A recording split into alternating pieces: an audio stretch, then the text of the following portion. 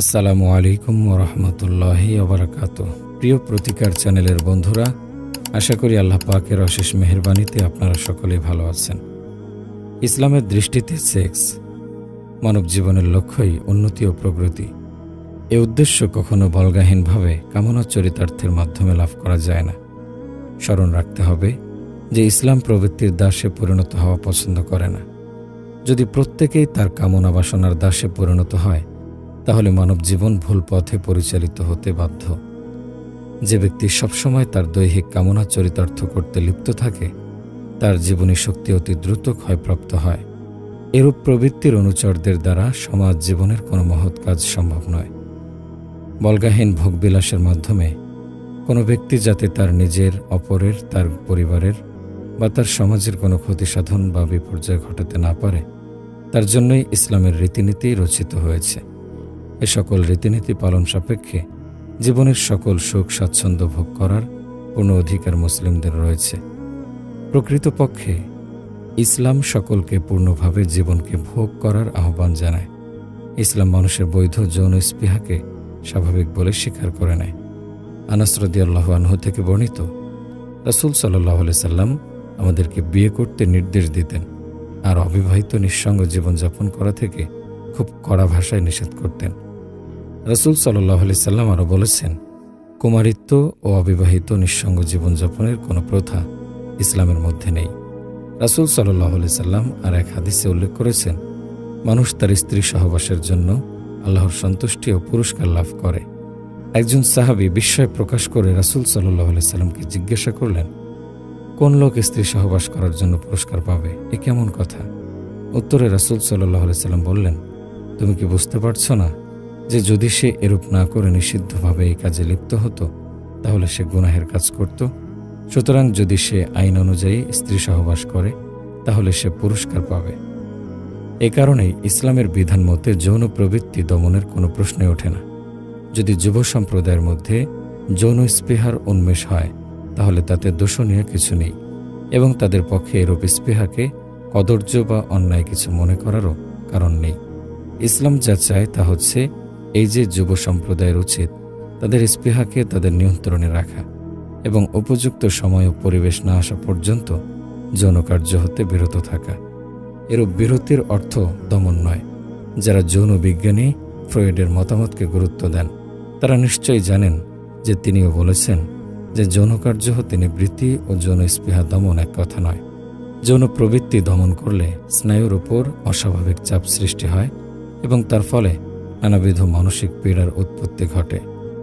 সাময়িকভাবে যৌনকার্য হতে বিরত থাকলে এরূপ স্নায়বিক ও মানসিক পীড়ার কোনো কারণ ঘটে না। যৌন স্পৃহাকে সুনিয়ন্ত্রিত করার উদ্দেশ্য এই নয় যে জীবনের সর্বপ্রকার আনন্দ ও ভোগ থেকে দূরে থাকতে হবে। ব্যক্তিগত ও সামাজিক জীবনকে শক্তিশালী ও উন্নত করতে হলে সর্বক্ষেত্রে শৃঙ্খলা ও নিয়মানুবর্তিতা আবশ্যক। যদি প্রত্যেকে ইচ্ছা অনুযায়ী কাজ করতে থাকে, তাহলে জাতীয় জীবনে শৃঙ্খলার অভাব ঘটে। এরূপ বিশৃঙ্খল জাতিকে বাইরের শত্রু সহজেই কাবু করতে পারে। প্রত্যেক জাতিকে তাই আত্মত্যাগ, আত্মসংযম ও আত্মনিয়ন্ত্রণের শিক্ষা গ্রহণ করতে হয়। ইসলামের শিক্ষাও তাই। উদাহরণস্বরূপ সিয়ামের কথা উল্লেখ করা যেতে পারে। প্রায় বলা হয়ে থাকে যে যারা ধর্মের অনুশাসন মেনে চলে, তাদের জীবন খুবই পীড়াদায়ক, কারণ পাপের ভয় সবসময় তাদেরকে বিব্রত করে রাখে। তবে ইসলামের বেলায় এ কথা খাটে না, কারণ ইসলামের শাস্তির চেয়ে আল্লাহর মাগফিরাতের কথাই বারবার উল্লেখ করা হয়েছে। তাওবার উপকারিতা, আল্লাহর রহমত এবং মাগফিরাত সম্পর্কে আল কোরআনে বহুবার উল্লেখ করা হয়েছে। আল্লাহর রহমতের দ্বার কত প্রশস্ত, তিনি শুধু তাওবাকারীর তাওবাই গ্রহণ করেন না, তাকে তিনি পুরস্কৃত করেন এবং শত আদর্শ স্থানীয় ব্যক্তিদের অন্তর্ভুক্ত করেন। এখানে জেনে রাখা দরকার, তাওবা মানে আল্লাহর দিকে ফিরে আসা, অর্থাৎ তাওবা করার পর ওই অন্যায় কাজটি দ্বিতীয়বার না করার প্রতিজ্ঞা করা এবং তা পালনের সর্বোচ্চ চেষ্টা করা। যৌনতা বিষয়ে শিশুর প্রশ্নের জবাব দেয়া। যৌনতা বিষয়ে শিশুর প্রশ্নের জবাব কেন দেব? যৌনতা বিষয়ে শিশুরা কৌতূহলী। শিশুরা সবসময় তাদের চারপাশের সবকিছু দেখে দ্বিধান্বিত হয়ে থাকে। সবসময় প্রশ্ন করার জন্য আহ্বান করলে শিশুটি কোনো কিছুতে দ্বিধান্বিত হলে ভুল উৎসের কাছে যাবার বদলে সে মা বাবার কাছে আসবে। এটি একটি শিশুদের সাথে মা বাবার সুস্থ সম্পর্ক গড়ে তোলার পথ। বিশেষ করে যদি শিশুকালে শিশুর এই ধরনের প্রশ্নের জবাব দেয়া হয়, তাহলে সে যখন কিশোর কিশোরী হবে তখনও মা বাবার কাছেই তার গোপন ও জরুরি বিষয়ে পরামর্শ চাইবে। আমাদের শিশুদের সাথে সাংস্কৃতিক পারিবারিক মূল্যবোধকে জানানোর এটি একটি উত্তম সুযোগ। যৌনতা বিষয়ে শিশুর প্রশ্নের জবাব কখন দেব? যখন তারা প্রশ্ন করে আমরা উত্তরটি না জানলেও বলতে পারি, উত্তম প্রশ্ন, পরে আমরা এই ব্যাপারে কথা বলবো, পরে জবাব দিতে হবে। যখন আমরা সুযোগ পাই, যেমন টিভি দেখা, গর্ভবতী মহিলাকে দেখলে, পোষা প্রাণীর বাচ্চা হলে, তাদের বলার জন্য চাপ না দিয়ে তারা যদি উত্তরটি নাও জানে তবু প্রশ্ন করা যেতে পারে, তুমি কি মনে করো, তুমি এ সম্পর্কে কি জানো? এতে বোঝায় যে যখনই প্রশ্ন আসবে তখনই তাদের সাথে কথা বলতে পারা যাবে। সময় ও সুযোগ বুঝে দুজনের জন্যই স্বস্তিকর ঘুমানোর সময় অথবা একসাথে হাঁটার সময় জবাব দিতে হবে। সবচেয়ে উত্তম হয় যদি পরিবারে নিয়মিত সর্বনিম্ন সাপ্তাহিক হলে ভালো ইসলামী আলোচনার আয়োজন করা যায়। এই নিয়মিত আয়োজনে ইসলামের নানা বিধান নিয়ে আলোচনা করা হবে। যদি এমন আয়োজন করা যায় তাহলে একটা সময় এমনিতেই ফরজ গোসল, স্বপ্নদোষ ইত্যাদি বিষয়ে আলোচনা আসতেই হবে এবং তখন ক্রমান্বয়ে উপযুক্ত সময়ে সেক্স এডুকেশন ইন ইসলাম নিয়েও আলোচনা করা সহজ হবে। যৌনতা বিষয়ে শিশুর প্রশ্নের জবাব দেওয়ার সময় আমরা কি বলবো? উত্তরটি সঠিক, সৎ, সংক্ষিপ্ত এবং সরলভাবে দিতে হবে। বয়স অনুযায়ী তারা যাতে বুঝতে পারে সে অনুযায়ী শব্দ এবং ধারণার ব্যবহার করে উত্তর দিতে হবে। সাংস্কৃতিক, পারিবারিক, ধর্মীয় মূল্যবোধ যা আমার জন্য মূল্যবান সেগুলি শিক্ষা দিতে হবে। তার বয়সে যেটি গ্রহণযোগ্য এবং উপযুক্ত সেগুলি শিক্ষা দিতে হবে। শিশুদের জানাতে হবে যে তারা আমার কাছে প্রশ্ন নিয়ে আসলে আমি খুশি হই, বিরক্ত হই না। বক্তৃতামূলক এবং রাগান্বিত কথাবার্তা এড়িয়ে চলতে হবে। শালীনতা শিক্ষার মাধ্যমে এ বিষয়ক প্রশ্নের উত্তর দিতে হবে। যৌনতা বিষয়ে শিশুর প্রশ্নের জবাব কিভাবে দিতে হবে? মা বাবা শিশুর যৌনতা নিয়ে আলোচনা চর্চার জন্য এই 4টি পয়েন্ট মনে রাখা প্রয়োজন: তথ্য, মূল্যবোধ, দায়িত্ব, আত্মশক্তি। যখন আমি অস্বস্তি বা বিব্রত বোধ করি তা চিহ্নিত করতে হবে। কিভাবে প্রশ্নটির জবাব দিতে হবে তা ভাবার জন্য সময় নিতে হবে। যখন আমি কোনো প্রশ্নের উত্তর না জানি তা উল্লেখ করতে হবে। প্রশ্নের সঠিক উত্তর বের করে দুজনে একসাথে তা পড়া যেতে পারে। শিশুদের ইতিবাচক ভঙ্গিতে প্রশ্নের জবাব দেওয়া উচিত। যৌন সুস্থতা সহ শিশুর বিকাশের জন্য যেভাবে মা বাবা সাহায্য করতে পারে। ছেলেমেয়েদের জন্য যত্নশীল স্পর্শ এবং আন্তরিকতা তাদের নিজেদের এবং অন্যান্যদের সম্পর্কে ইতিবাচক অনুভূতি তৈরি করে। আমাদের মেয়ে অথবা ছেলে শিশুদের জন্য সমান সুযোগ দেয়া। শিশুর সাথে এমন ভাষায় এবং এমনভাবে কথা বলতে হবে যা উভয় লিঙ্গকে বোঝায়। ছেলেমেয়েদের শিক্ষা দিতে হবে যে তার শরীরের গোপনাঙ্গসমূহ হল তার শরীরের ব্যক্তিগত অংশ। ছেলেমেয়েদের শিক্ষা দিতে হবে যে তার শরীর একটি নিজস্ব বিষয় এবং ইসলাম নির্ধারণ করে দিয়েছে যে কে তার শরীর স্পর্শ করবে বা স্পর্শ করতে পারবে না। প্রশ্ন করার জন্য আমাদের শিশুদের স্বাগত জানিয়ে বলতে হবে যে তুমি প্রশ্ন করেছ বলে আমি খুশি হয়েছি। যদি উত্তরটি আমাদের জানা না থাকে, ছেলেমেয়েদের নিয়ে একসাথে আমরা উত্তরটি খুঁজতে পারি। পরিবারের সকলকে শিশু ও প্রাপ্তবয়স্ক তাদের অনুভূতি জানানোর জন্য উৎসাহিত করা যেতে পারে। বাচ্চাদের বুঝতে সাহায্য করতে হবে যে কিভাবে তাদের ব্যবহার আনন্দের প্রভাবিত করতে পারে।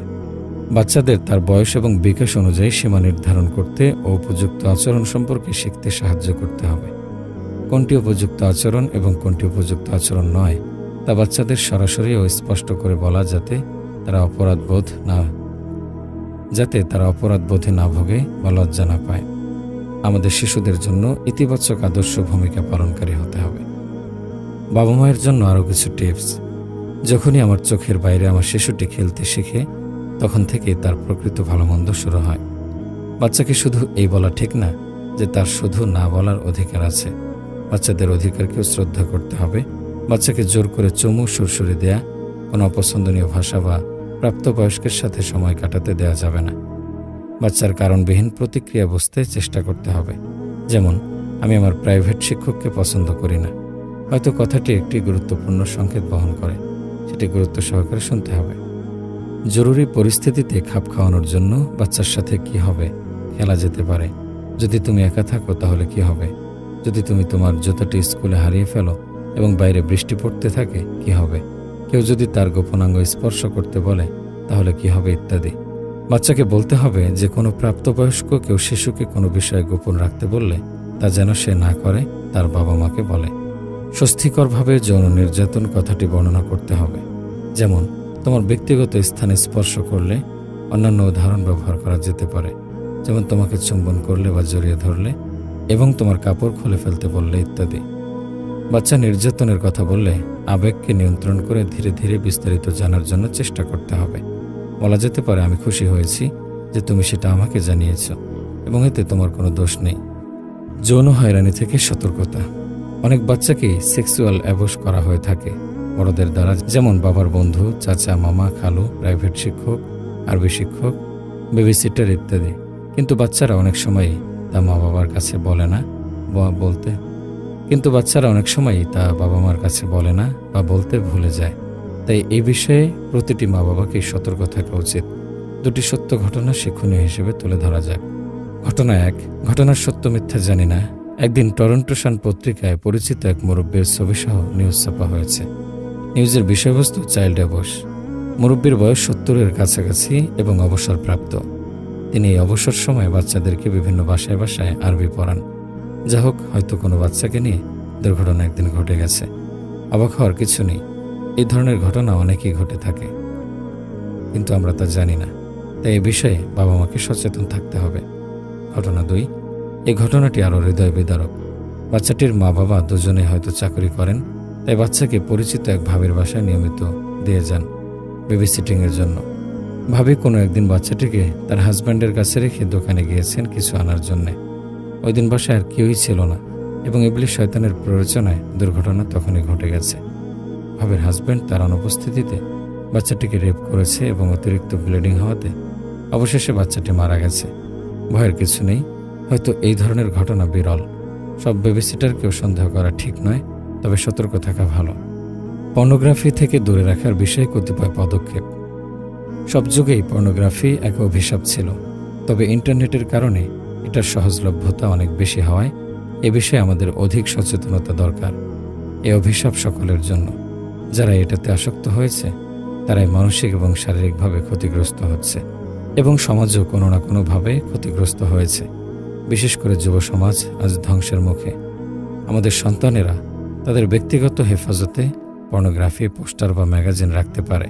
সে ক্লাসে বসলেও তার মনের মধ্যে বারে বারে ওই অ্যাডাল্ট চিত্র ভেসে আসবে।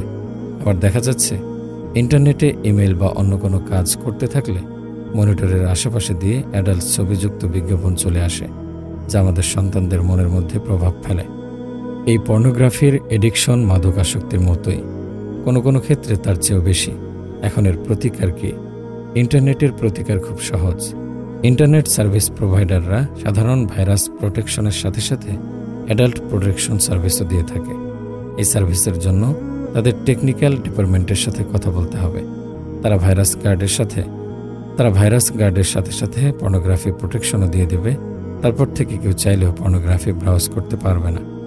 কিন্তু অ্যাডাল্ট ম্যাগাজিন বা পোস্টার বা ডিভিডি এগুলো থেকে সন্তানদেরকে দূরে রাখতে হলে মা বাবাদেরকে সবসময় সতর্ক থাকতে হবে। সন্তানদের সাথে যথেষ্ট সময় দিতে হবে, বন্ধুর মতো। আজকাল বাংলাদেশের প্রতিটি ছেলেমেয়ের হাতের মুঠোয় মোবাইল ফোন, স্মার্টফোন। এর যেমন ভালো দিক রয়েছে তেমনই খারাপ দিকও রয়েছে। যেমন ছেলেমেয়েরা তাদের মোবাইলের মধ্যে পর্নোগ্রাফি কপি করে রেখে দেয় এবং অবসর সময়ে তা উপভোগ করে থাকে।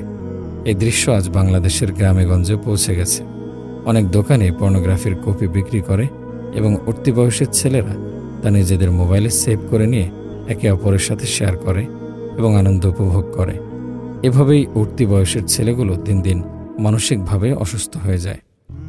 পর্নোগ্রাফিতে আসক্তির সমস্যা ও সমাধান। পর্নোগ্রাফির বিষয়টি আল্লাহ এত বেশি গুরুত্ব দিয়েছেন যে বলে শেষ করা যাবে না। ঠিক যেভাবে 3টি আয়াত রয়েছে শেষ বিচারের দিন নিয়ে, যারা তাদের যৌন অঙ্গকে সংযত রাখে কিন্তু তাদের স্ত্রী অথবা মালিকানাভুক্ত দাসীদের বেলায় তিরস্কৃত হবে না।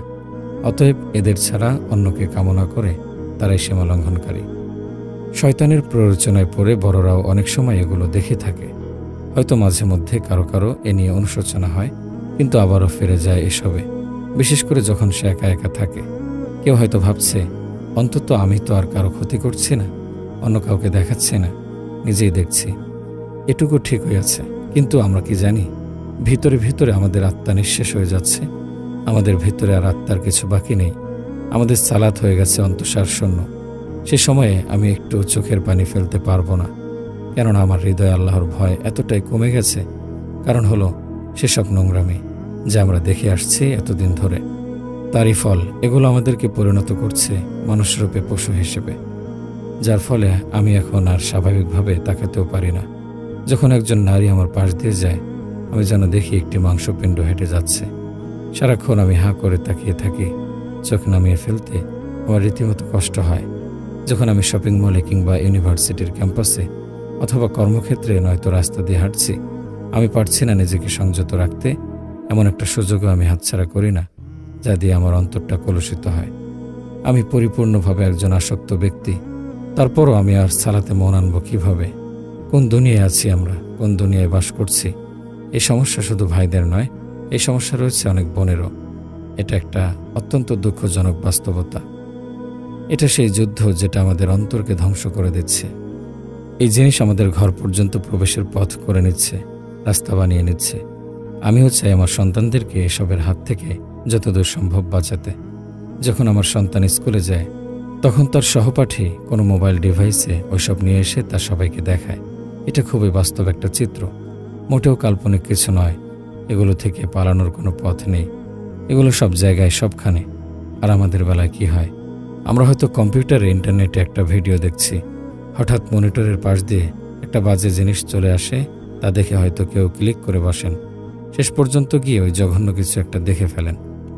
এগুলোকে প্রতিরোধ করার জন্য আমাদের কোনো বিজ্ঞাপনের ব্যবস্থা নেই। ফেসবুক, ইউটিউব, টুইটার, ইন্টারনেট এগুলো যদি আমরা সঠিক কাজে লাগাতে না পারি, তাহলে এগুলো ব্যবহার করা ঠিক হবে না। এটাই বাস্তব। এগুলো এখন অক্সিজেনের মতো একটা স্বাভাবিক ব্যাপার। আমাদের তরুণদের সাথে এ বিষয়ে পরিষ্কার কথাবার্তা বলতে হবে। তাদেরকে শেখাতে হবে কিভাবে এসব জিনিসকে মোকাবেলা করতে হয়, কিভাবে এগুলোকে নিয়ন্ত্রণ করতে হয়। আমরা অনেকেই মা, মেয়ে, স্বামী, স্ত্রী মিলে যা ইচ্ছে তাই দেখছি। এগুলোকে বন্ধ করতে হবে। লজ্জাস্থান বন্ধ করা মানে যে ব্যভিচার, জেনা না করা তা কিন্তু নয়। এর মানে সে সকল জিনিস যা আমাদের ওই প্রলোভনের দিকে ধাবিত করে, ঠেলে নিয়ে যায় সেগুলোতে। আমরা যেন আমাদের 11-12 বছরের বাচ্চাকে কখনো স্মার্টফোন না দেই। যদি তারা না দেওয়ার কারণে অখুশি হয়, এতে চিন্তার কোনো কারণ নেই। আপনার আর আমার সবচেয়ে যে গুরুত্বপূর্ণ সম্পদ তা হলো আমাদের অন্তর, আমাদের হৃদয়। আর এই নির্লজ্জতা আমাদের অন্তরটাকে ধ্বংস করে দেয়।